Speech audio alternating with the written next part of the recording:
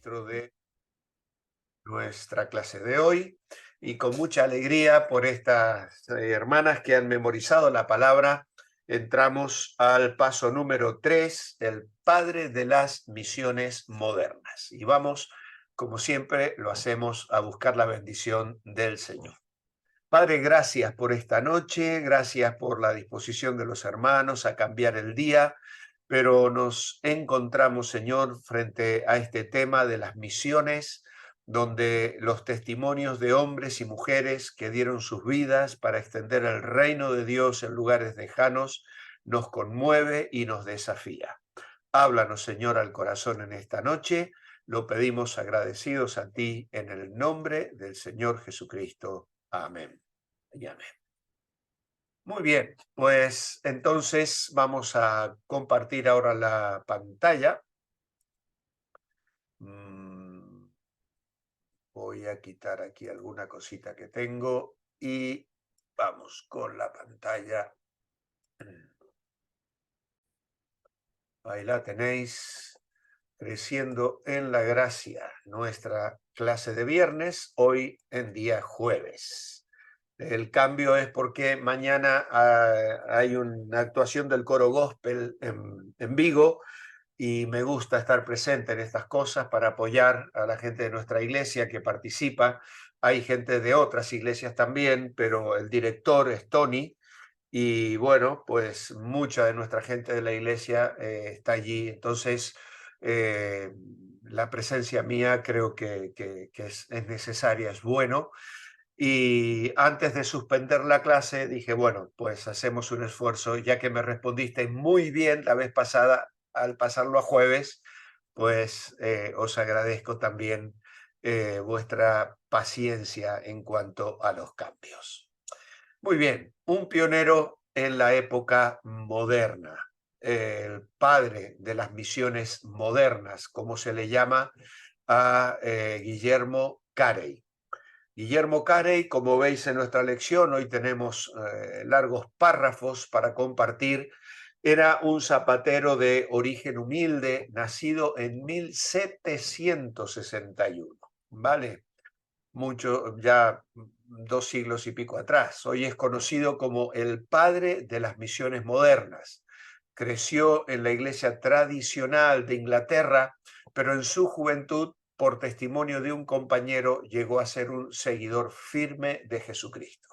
Dios usa personas diferentes, ¿no?, para alumbrar la mente y el corazón de los que llama para Él. Su estudio de las Escrituras le llevó a la convicción firme de que todos los que habían creído en el Evangelio tenían la obligación de llevar el mensaje a todas las naciones. Aunque esto es obvio a muchos hoy, en el tiempo de Carey, la Iglesia no tenía la visión de un mundo necesitado fuera de sus fronteras. No existía ninguna agencia para el envío de misioneros. En una ocasión, al instar a otros pastores a interesarse en misiones, uno de ellos le dijo: joven, siéntese, siéntese, usted es un entusiasta, pero cuando a Dios le complazca convertir a los paganos, Él sabrá hacerlo sin consultarle ni a usted ni a mí. Vaya manera de echar un cubo de agua fría, ¿no?, sobre el entusiasmo de un joven deseoso de predicar el Evangelio. Esto me recuerda a una canción que mi madre me hacía cantar de niño. Yo tenía muy buena voz. Luego me gustó cantar tanto en la adolescencia que seguí cantando a pesar de que me quedaba afónico y arruiné mi garganta, ¿no? Pero mi madre me hacía cantar mucho, ella tocaba el piano y tal, y cantábamos una canción que decía: los ángeles quieren el don que tú tienes, sé sabio, ve y gana almas para Dios. No hay honor más grande ni dicha más plena que ser ante el mundo voz de tu Señor. Y claro, este hombre aquí le estaba diciendo que Dios podía salvar a los paganos, pero es que Dios no envía ángeles, envía a la iglesia. Somos nosotros los que tenemos que ir. Obviamente que sabemos de testimonios donde se está convirtiendo gente en países musulmanes donde está absolutamente prohibido predicar el evangelio. Y a veces es en base a visiones, ¿no? Jesús se les presenta, les habla, pero son casos muy extraños y personas que estaban buscando a Dios o respondiendo de alguna manera a una necesidad espiritual que no encontraba satisfacción en la religiosidad de su cultura, ¿no? Entonces, es cierto, para Dios no hay nada imposible y en lugares así Él obra realmente milagros extraordinarios, ¿no? Sin embargo, la visión aquí es esa. Vemos a un joven con una pasión y un deseo de predicar y animar a otros, y aquí alguien que le dice, mira, Dios va a mandar sus ángeles. Pues no, no lo iba a hacer y no lo hizo, ¿no? Muchos tenían la idea que la evangelización del mundo era algo que Dios iba a hacer sin la necesidad de mensajeros humanos.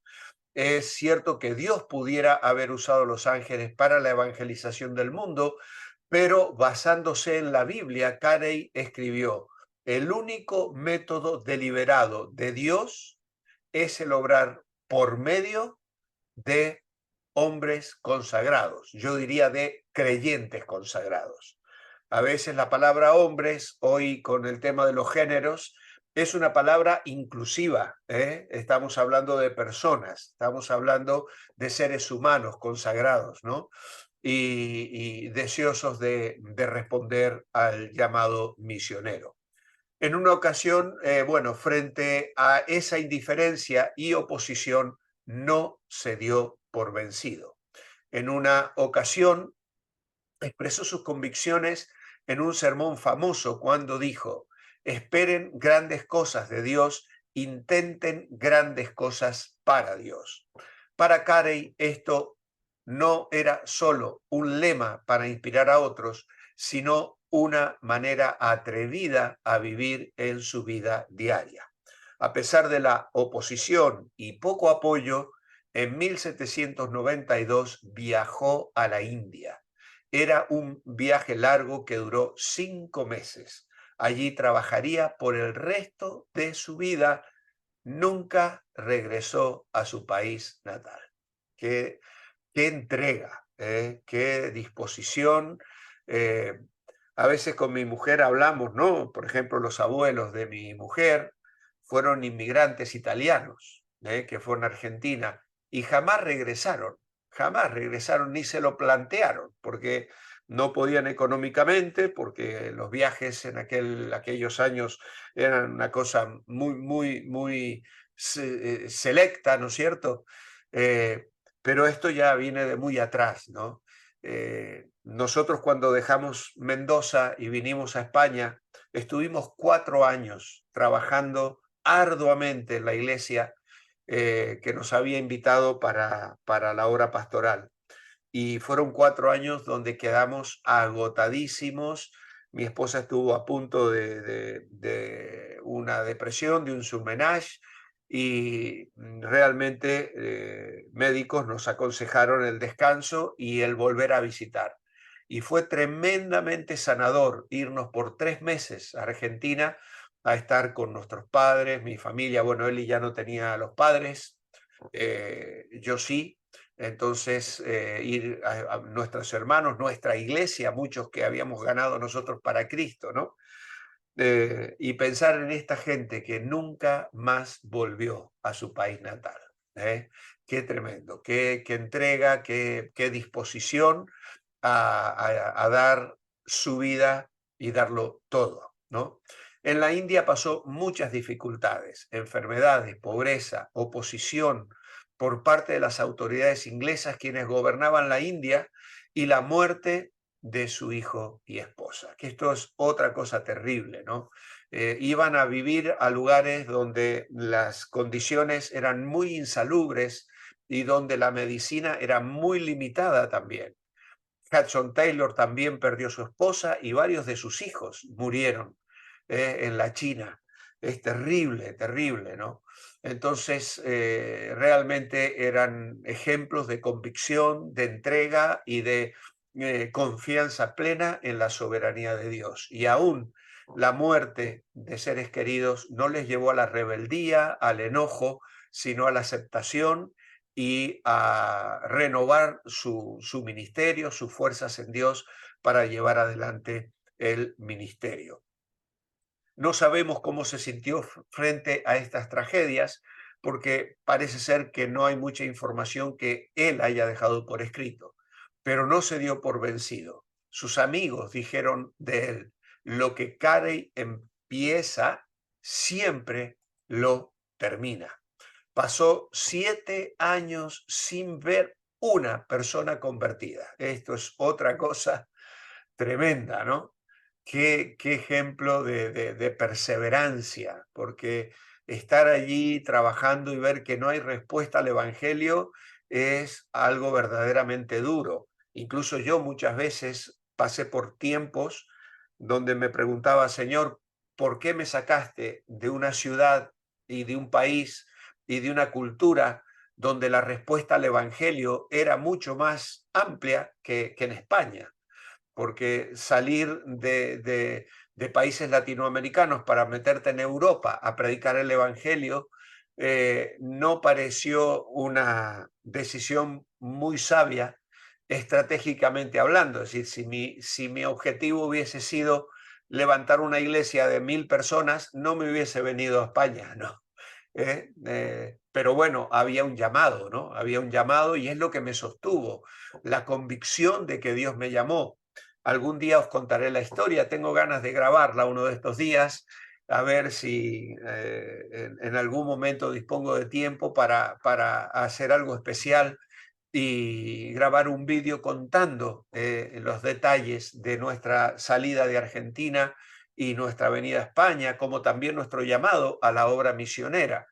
Eh, porque necesitamos tener la convicción del llamado de Dios para dar un paso que luego, cuando vienen las dificultades, puedes lamentar o arrepentirte o decir, me vuelvo atrás.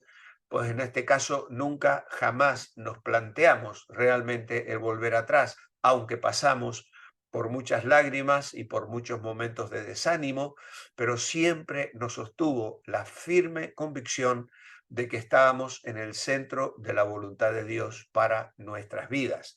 Y esto sin duda debió ser lo que este hombre experimentó cuando durante 7 años no vi a nadie que acepte a Cristo. De todas maneras, en 1800, mientras estaba traduciendo la Biblia a bengalí, se convirtió el primer indio bajo su ministerio, quien luego fue utilizado para alcanzar a otros. Maravillosa la forma en que Dios trabaja. Carey tenía una capacidad increíble de aprender idiomas. Sabía griego, hebreo, latín y se dedicaba a aprender y traducir la Biblia a muchos idiomas de la India, comenzando con el bengalí. Cuando murió, había logrado traducciones de la Biblia a porciones o porciones de la Biblia a aproximadamente 40 diferentes idiomas. Es que esta gente, si viera que hoy nosotros podemos traducir con el iPad, con el teléfono, yo no sé si se volverían a caer muertos a la tumba de ver las facilidades que hoy tenemos, ¿no? Pero también la capacidad y la inteligencia que tuvieron, porque aprender 40 diferentes idiomas, la traducción es algo dificilísimo, porque tú tienes que meterte en la cultura para entender qué quiere decir una cosa, porque puede decir algo muy diferente a lo que tú estás queriendo decir. De hecho, ha sido el problema que muchos misioneros encontraron al tratar de ganar otras culturas, especialmente indígenas, para Cristo, ¿no? Llegar a entender cuáles eran las palabras, sacrificio, por ejemplo, perdón, eran palabras muy difíciles de encontrar un significado que no fuera mal interpretado para que pudiesen realmente entender el Evangelio. Y que este hombre haya hecho esto es realmente un milagro. Pero bueno, lo siguiente que nos cuenta la historia es tremendo, porque en una ocasión hubo un incendio que destruyó mucho de su trabajo de traducción y no tenía copias. Vaya, frente a tal catástrofe no se desanimó, sino que comenzó de nuevo. Vaya ejemplo que nos deja, ¿no? A veces a nosotros nos duele un pie, nos duele una uña y ya no queremos ir al culto, ya nos comenzamos a preguntar dónde está el amor de Dios que permite que yo pase por esto, por aquello. Y sin embargo aquí tenemos una persona trabajando, dejándolo todo, predicando el Evangelio, trabajando para contar la Biblia por escrito y ponerla en la mano de otra gente y que Dios permita que se le queme su trabajo. Uno dice, es que es incomprensible, ¿eh? Hay historias como estas, muchísimas, en los traductores de la Biblia, en misioneros especialmente, que de pronto el ataque de otras tribus le queman y pierden el trabajo de años de trabajo, pero aún así siguen adelante porque saben que detrás hay una lucha espiritual, porque detrás de todo esto está Satanás también intentando frenar y desanimar a los siervos del Señor. Fue despreciado por la gente preparada de su tiempo, porque solo era un zapatero. Pero cuando se necesitaba un profesor de idiomas, bengalí y sánscrito, en una universidad de Calcuta, le ofrecieron la posición a Carey. Él era el más calificado, aunque no tenía título universitario. Durante 30 años enseñó allí y el salario que le pagaban fue utilizado para sostener la obra de traducción bíblica. Siempre luchaba por la justicia para las personas oprimidas en su país adoptado. Luchó para eliminar la práctica de sati, la cruel costumbre de quemar viudas juntas con los cuerpos de sus maridos fallecidos. Vaya, qué terrible, ¿no? Las cosas que las culturas han implementado son, vamos, escalofriantes, ¿no? Hoy en la estación de tren en Serampore, donde Carey trabajó, hay dos estatuas, uno del famoso Mahatma Gandhi y otra de Guillermo Carey. Fue conocido como amigo de la India. Fundó 26 iglesias, 126 escuelas rurales y el colegio de Serampore para la educación de la población de la India.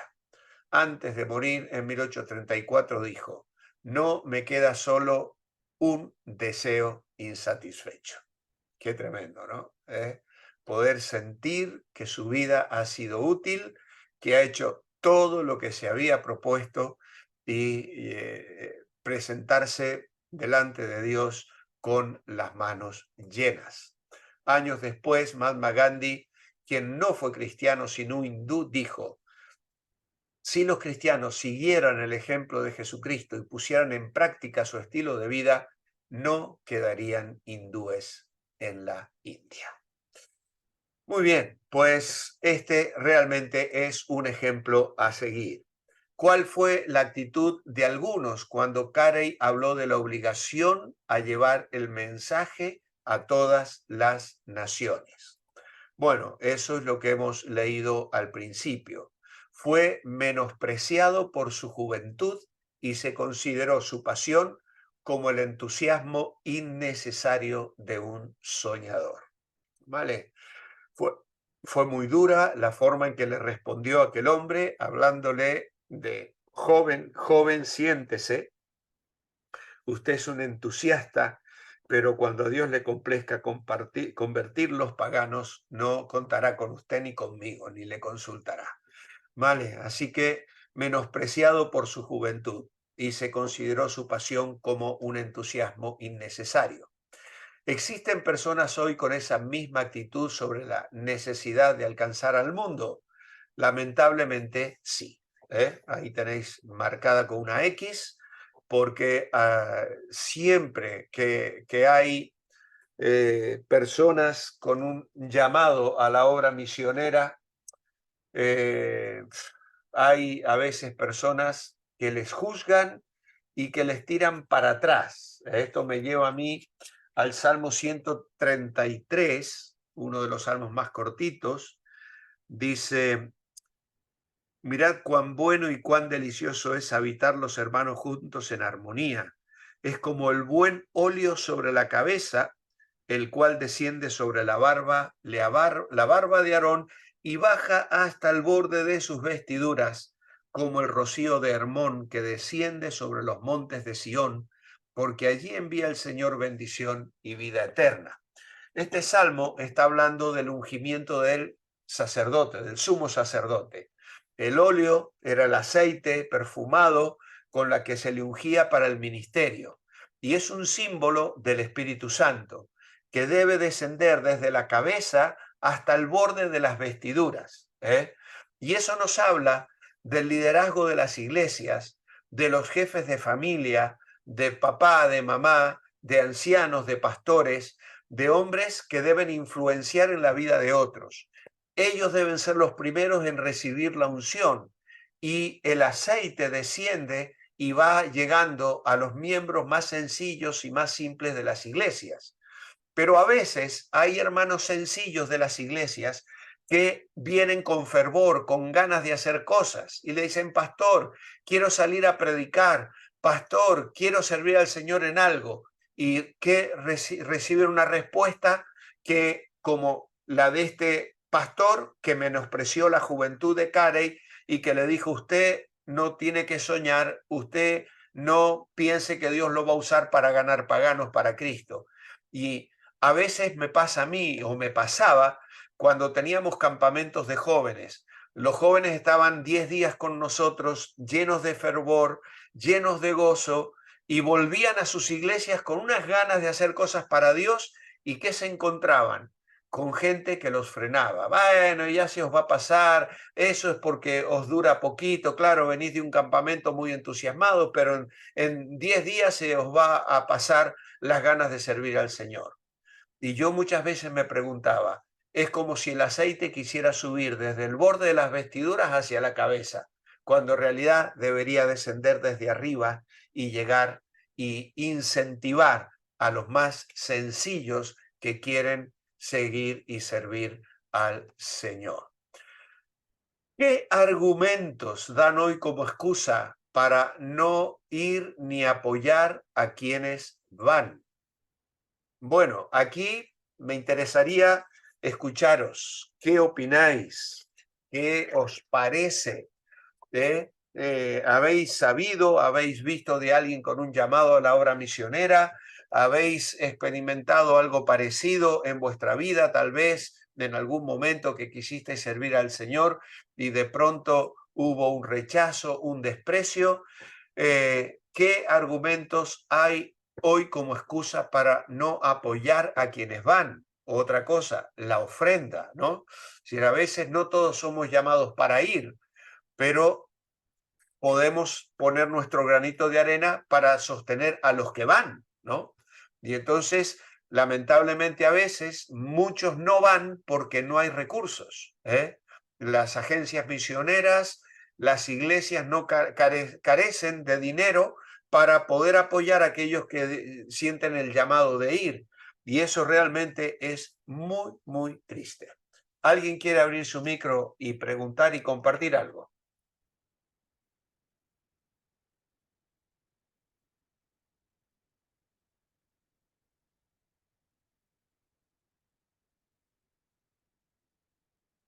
Bueno, el que calla otorga, ¿eh? El silencio, pues, si nadie dice nada, yo sigo.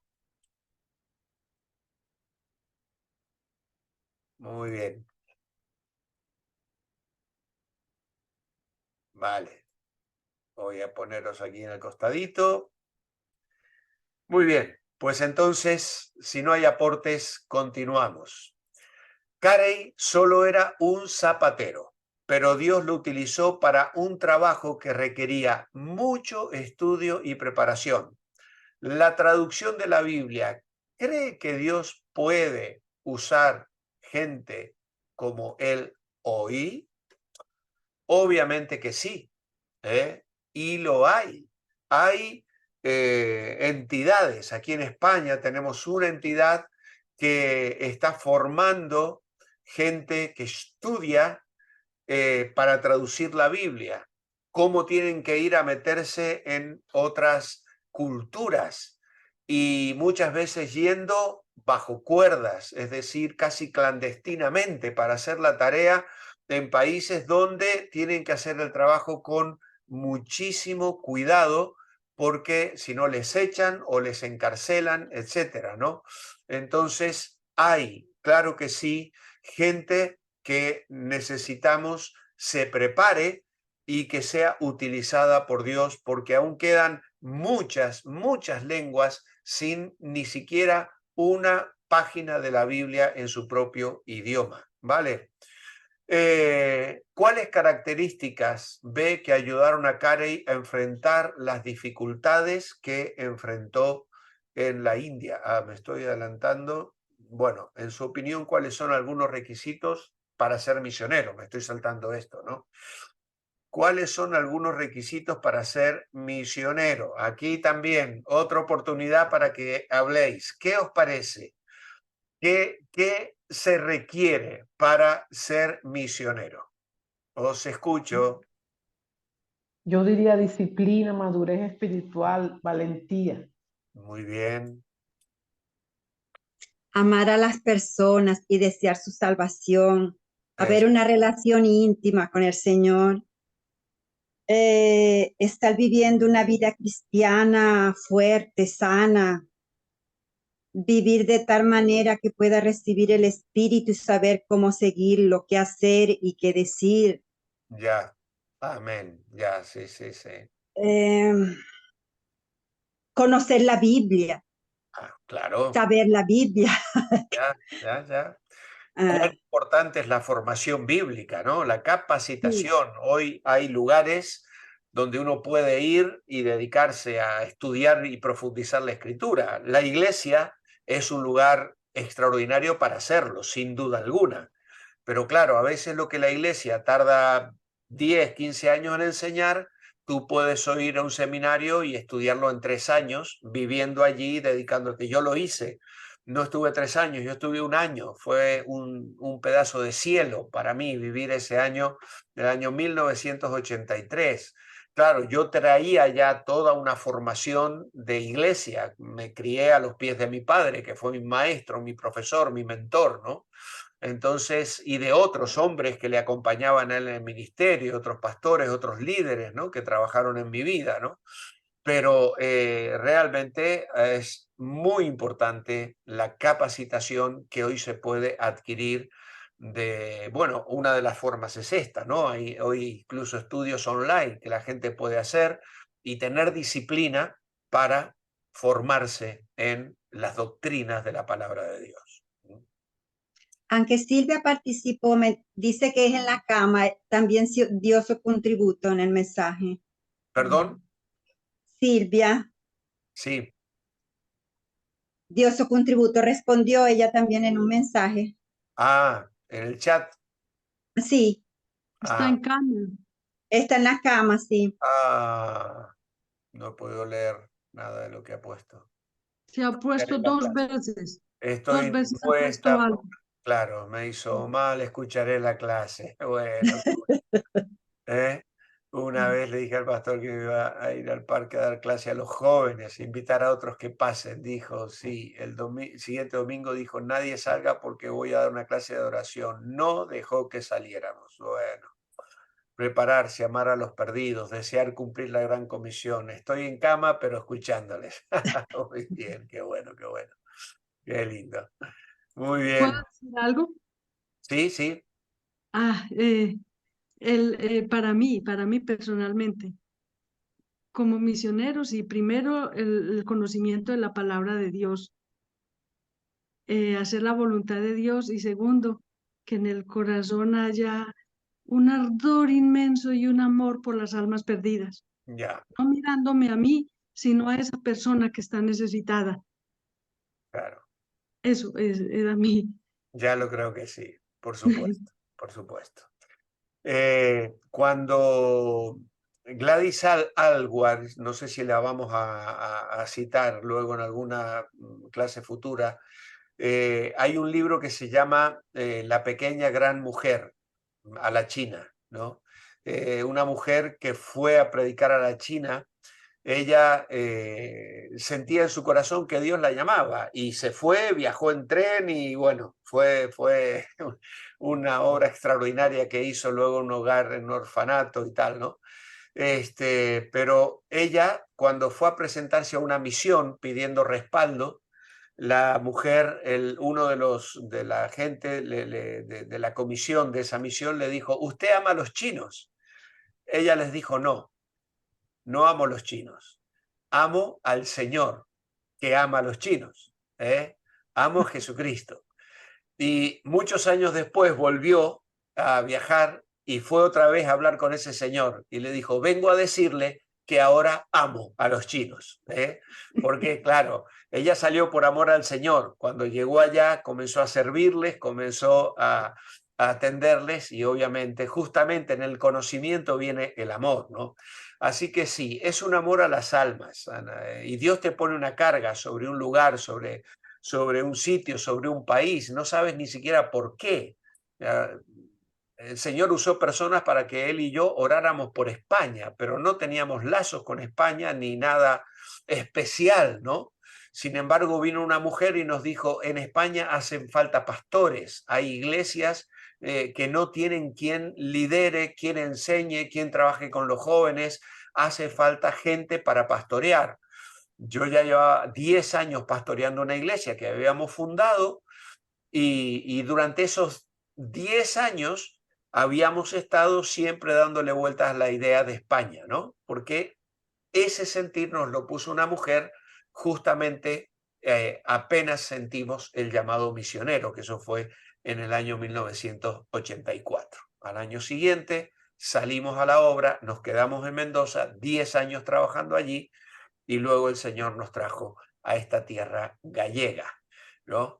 Y no amábamos a ningún gallego concretamente, porque casi no conocíamos a nadie. Ahora podemos decir que amamos a los gallegos, la tierra a la que el Señor nos ha traído.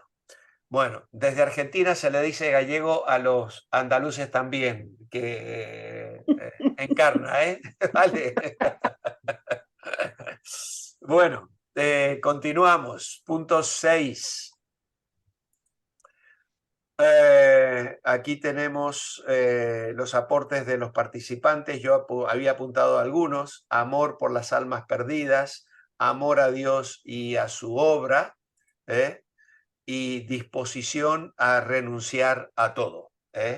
Disposición a renunciar a todo. Es decir, que hay obviamente un anhelo de hacer la voluntad de Dios, de amar a los que Dios ama, de amar la obra de Dios también, que a veces no es tan maravillosa como puede parecer, porque nos encontramos con personas como nosotros, egoístas, ruines y tal.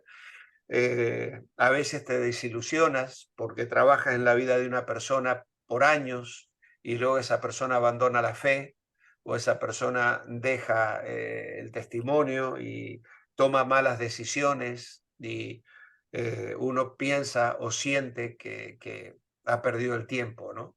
Pero no porque lo hemos hecho para el Señor. Lo importante siempre es tener al Señor en primer lugar. ¿Vale? Bien, ¿cuáles características ve que ayudaron a Carey a enfrentar las dificultades que enfrentó en la India? Bueno, yo apunté unas cuantas. Valentía, compromiso, perseverancia y visión, ¿no? Es decir, él no perdió la visión, siempre fue valiente a la muerte de su esposa, de su hija, aun cuando se le quemó las traducciones que con tanto sacrificio seguramente y tantas horas de trabajo le había llevado, pero él tenía un compromiso y fue perseverante, ¿no? Y nunca dejó de ver el llamado y la visión que Dios le había dado.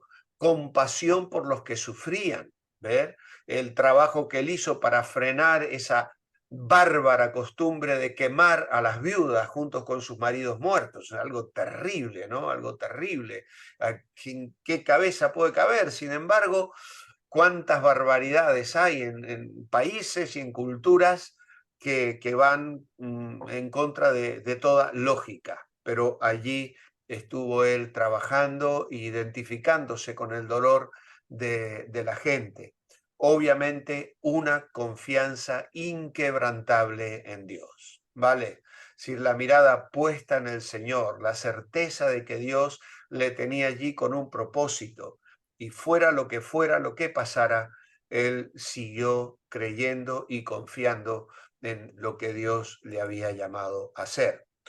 Unos han dicho que para Carey la causa de Cristo era tan importante que en comparación los sacrificios requeridos no eran tan importantes. ¿Está de acuerdo?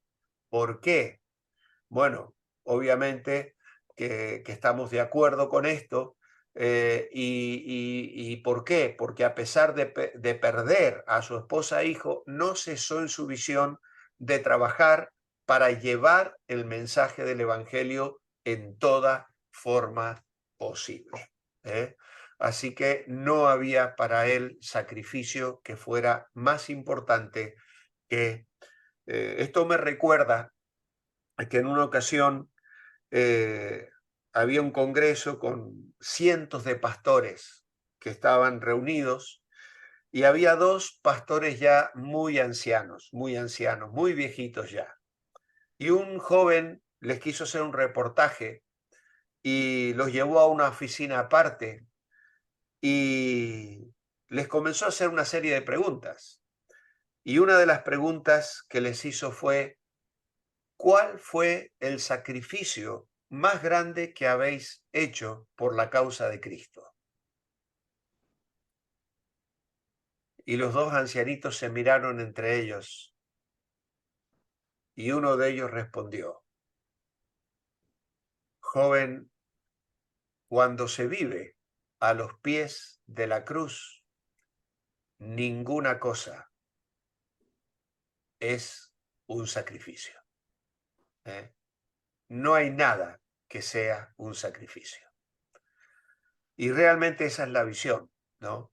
El Señor lo dejó todo, dejó la gloria del cielo, bajó a este mundo, se hizo un ser humano, estando en la condición de hombre, se humilló hasta la muerte y muerte de cruz, ¿vale? Y esta gente tuvo ese sentir, esa disposición de dar de sí lo mejor. Medite en lo siguiente: el único derecho que tiene el cristiano es el derecho a renunciar a todos sus derechos. Es una frase de Oswald Chambers, muy buena, por cierto. El único derecho que tiene el cristiano es el derecho de renunciar a sus derechos. Tendríamos que aprenderla de memoria también esta frase. No nos vendría nada mal. Ya la voy a usar yo como pastor en alguna ocasión que me encuentre con alguien reclamando sus derechos. Ay, Señor. Bien. ¿Se requiere que cada misionero sufra lo que Carey y otros pioneros sufrieron o es diferente hoy? ¿Es lo mismo el trabajo de los pioneros que los misioneros de hoy? Bueno, esto es para debatir realmente. Hay sufrimientos que ya no se sufren, porque ya quien hace un viaje de 5 meses en barco, o sea, eso ya no hay. Hoy ir a países como la India, pues también tienes una serie de riesgos porque te involucras en una cultura diferente, porque hay una serie de enfermedades que en tu cultura no existen, tienes que hacer una serie de preparaciones, pero tienes mucho más recursos, ¿no? Hoy tenemos, bueno, estos medios. Yo me acuerdo cuando llegué de Argentina con Eli y bajábamos todos los días a revisar el buzón esperando una carta de algún ser querido, ¿no? Una cartita, porque los llamados telefónicos eran muy costosos y entonces hacíamos uno al mes para hablar con mi padre, mi madre, las personas más cercanas, ¿no? Hoy tienes el WhatsApp, ahí nos mandamos mensajes todos los días de saludos, hacemos un videollamado, nos vemos. Hoy es una cosa con una dinámica absolutamente distinta. Por lo tanto, entendemos que hay cierto sufrimiento del cual hoy los misioneros no tienen que sufrir. Pero claro, hay también lugares de mucho riesgo, ¿eh?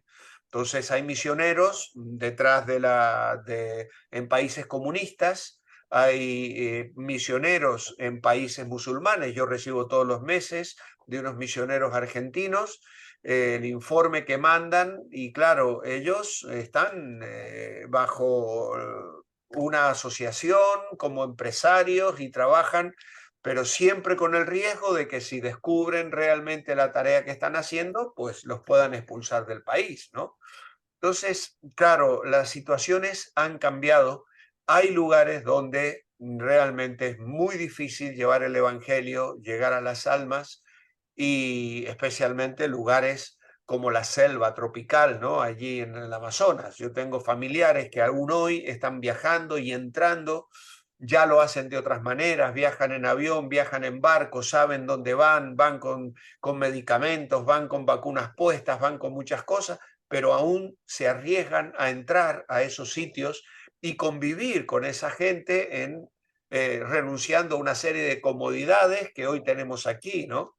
Entonces, debe haber un llamado, debe haber una disposición al sacrificio, debe haber una voluntad de enfrentar lo que venga cuando el Señor te llama. No sé si alguien quiere añadir alguna cosa a este punto.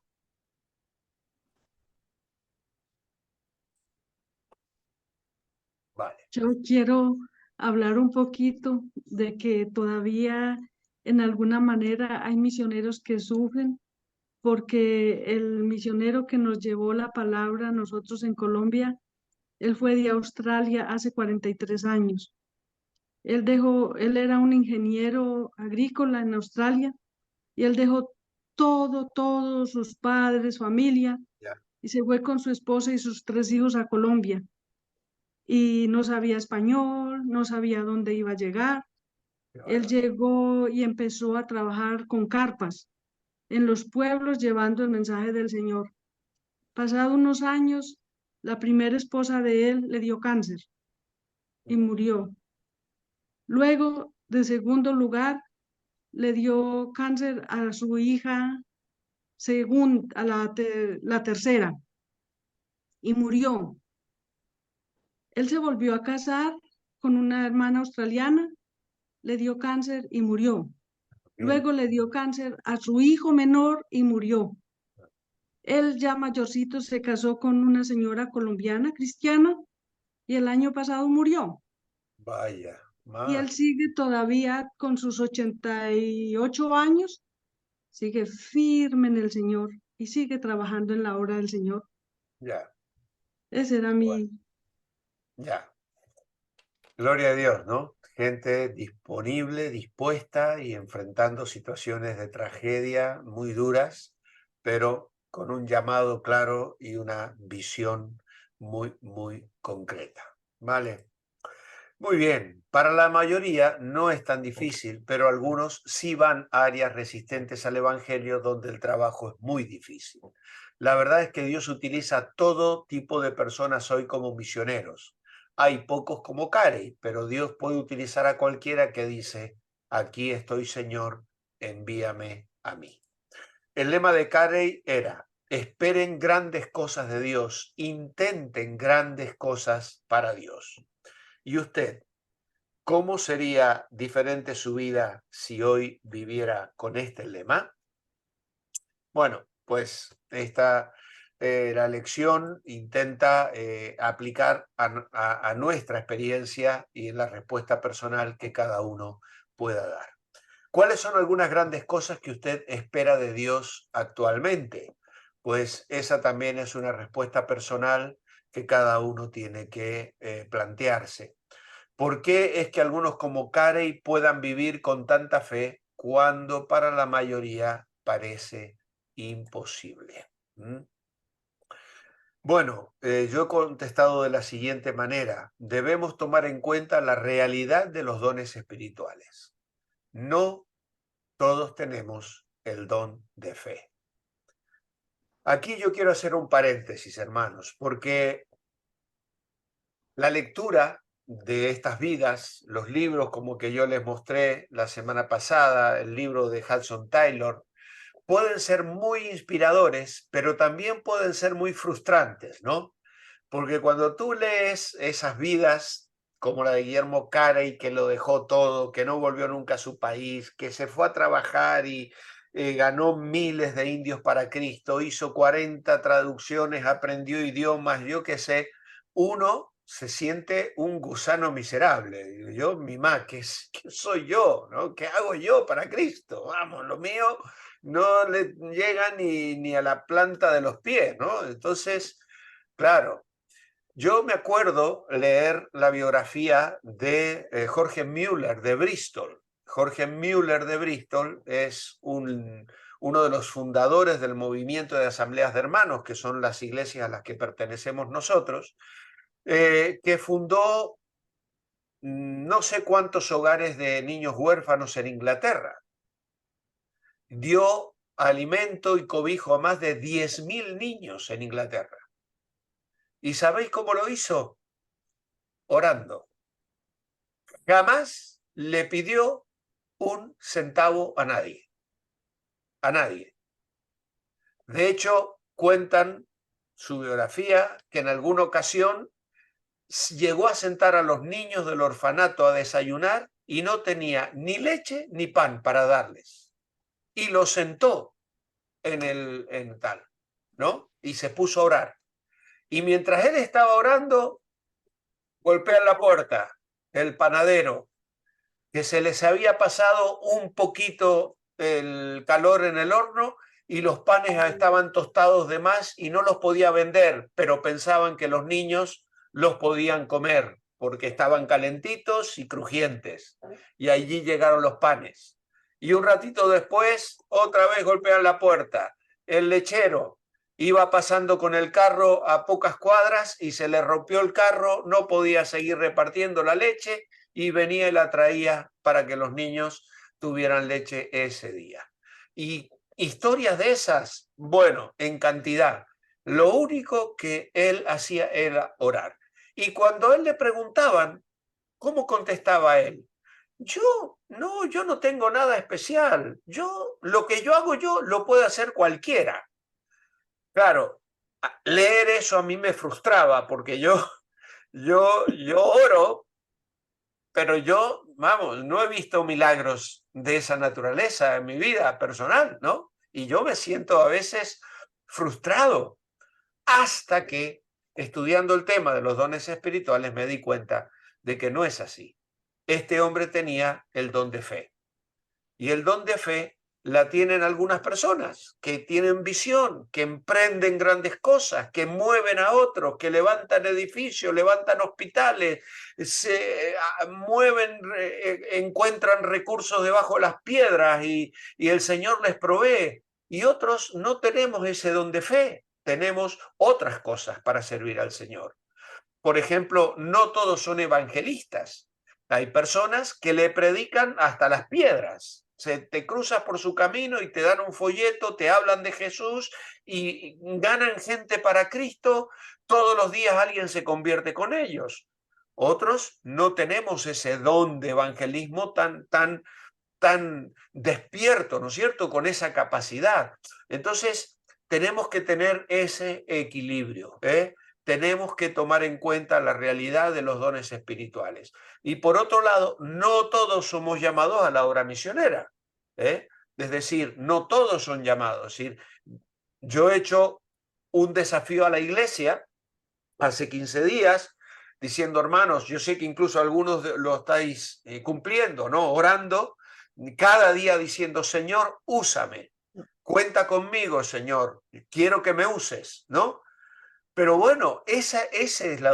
Ahora, eso no significa que yo espero que cada uno de vosotros se dedique al pastorado, a la obra misionera o salga, deje su trabajo para servir al Señor. No, ¿no es cierto? Entonces, a lo mejor como respuesta a eso, luego hay un niño, un jovencito, una persona que de pronto viene y dice, mira Walter, en ese mes que nos hiciste orar, comencé a sentir una carga de que Dios me quiere predicando el evangelio en Ucrania, que hay ahí guerra y yo quiero ir a llevarles el evangelio. Mira, puede ser que Dios llame a alguien, ¿por qué no? ¿Por qué no?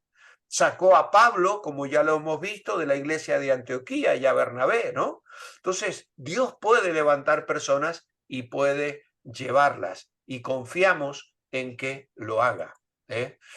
Si no está esperando nada grande, es probable que intentará algo grande. Pues no, claro. Obviamente, si no estoy esperando nada grande, tampoco voy a intentar nada grande. Luego nos dice, si no intenta nada grande, es probable que verá algo grande. Si no tiene metas grandes, estaría dispuesto a poner algunas hoy, ¿eh? Bueno, como sabéis, el manual está desafiándonos a decir, bueno, ¿por qué yo no puedo hacer esto? ¿Por qué yo no puedo ganar un alma para Cristo? Yo muchas veces he motivado a eso. Si el hermano busca un hermano menor, pídele a Dios que te dé un hermano menor, pídele a Dios que te dé una hermana menor. ¿Qué significa esto? Alguien a quien tú lleves a los pies del Señor y que luego le ayudes a crecer. Tú le disipules. Así como has estado siendo discipulado con este manual, luego tú tomas el manual y lo comienzas a enseñar a otra persona a quien tú has llevado a los pies de Cristo, ¿no? ¿Qué puede haber más grande que ganar un alma para Cristo? Eso lo hemos visto ya hoy mismo en la lectura, ¿no? Sencillamente, no, ¿qué ganará el hombre si ganare todo el mundo pero pierde su alma? No hay nada más grande que una persona acepte a Cristo como su Salvador personal y ser nosotros esos instrumentos que Dios usa para llevarle a los pies del Señor. ¿Vale? Así que pensemos en grande, soñemos en grande. Dios nos dé visión. Tal vez hasta ahora su fe ha sido poca, pero Cristo sigue siendo el que nunca nos deja ni nos abandone. Apunte algo grande que usted espera de Dios comenzando hoy. Así que esto es una tarea personal. Vidas que inspiran. Y tenemos aquí una recomendación a buscar las biografías de las vidas de fe y sacrificio de los misioneros pioneros que servirán de inspiración. Busque libros o investigue por internet sobre los pioneros en la lista abajo. Esto es muy interesante. Tú pones Hudson Taylor y vas a encontrar un montón de información. Jean Elliott, Elizabeth. El Wikipedia, pues contiene muchísima información sobre cualquiera de todos estos que están aquí, ¿no? Jean Elliott, su esposa Elizabeth Elliott, Nat Saint, que era el piloto que manejaba el avión de los 5 misioneros que murieron con los Aucas, Nat Saint, Raquel Saint, que era la hermana de Nadi, y que ganaron a miles de indios para Cristo, Guillermo Carey, que hemos hablado de él, y todos estos, ¿vale? Así que David Livingstone, misionero al África, en fin, todas historias realmente inspiradoras. Muy bien, el texto para memorizar es más fácil que el de la semana pasada. Recibiréis poder cuando haya venido sobre vosotros el Espíritu Santo y me seréis testigos en Jerusalén, en Judea, en Samaria y hasta los confines de la tierra, dice la Nueva Versión Internacional, que es la que le gusta a Betsy.